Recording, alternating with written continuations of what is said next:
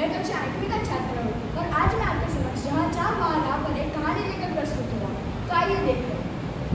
पूरे भारत में मुझे आसाम घूमने की बड़ी इच्छा है, क्योंकि जब मैं कक्षा 6वीं में था तब मुझे अपने प्रोजेक्ट के लिए आसाम स्टेट ऑफ इंडिया दिया गया था। उसी वर्ष जब मेरे विद्यालय में अवकाश था, मैं अपने मम्मी पापा के साथ आसाम घूमने गया। जैसा आसाम का वातावरण मैंने अपने प्रोजेक्ट में चित्रित किया था, वो वैसा ही वातावरण वहाँ पर था। और जब मैंने वहाँ के विश्व प्रख्यात खीर, खाजा और झुरमन का स्वाद लिया, तब तो मानो सोने में सुगंधी मिल गई। 3-4 कटोरे कैसे खत्म हो जाती पता ही नहीं चलता। फिर भी ज्यादा न खाते हुए केवल 7 कटोरी खीर पीकर मैं अपनी होटल की ओर निकल गई, क्योंकि जोरहट के कुछ ही दूर पर थी।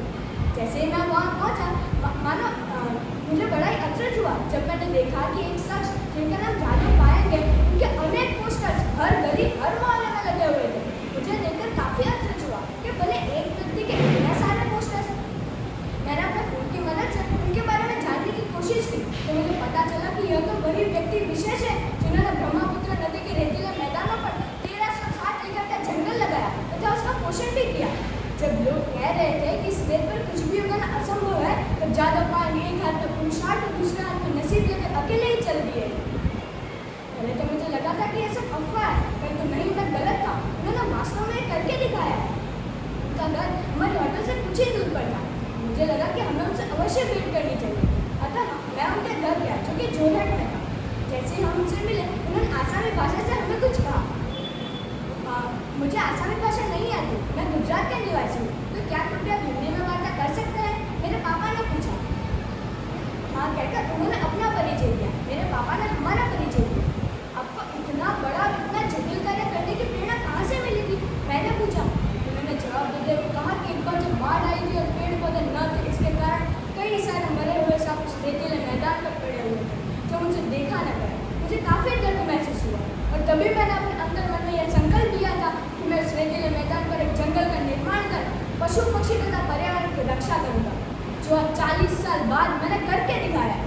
उनकी आंखों में विशेष गर्व की चमक थी।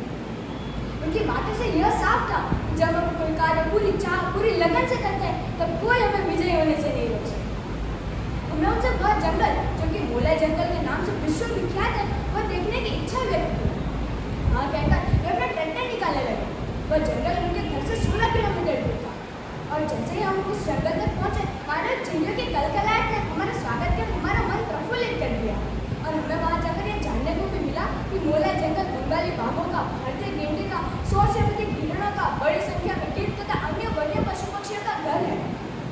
मुझे यह जानकर काफी गर्व और खुशी महसूस हुई कि ऐसे महान रत्न हमारे भारत के। सचमुच भारत के अनेक रत्नों में से एक है जादव पाएंगे। शाम भी ढल रही थी और अंधेरा भी हो रहा था, इसलिए हम अपनी होटल वापस आ गए। अगर अंत में मुझे एक पंक्ति में इस कहानी का सारांश, सरल अर्थ कहना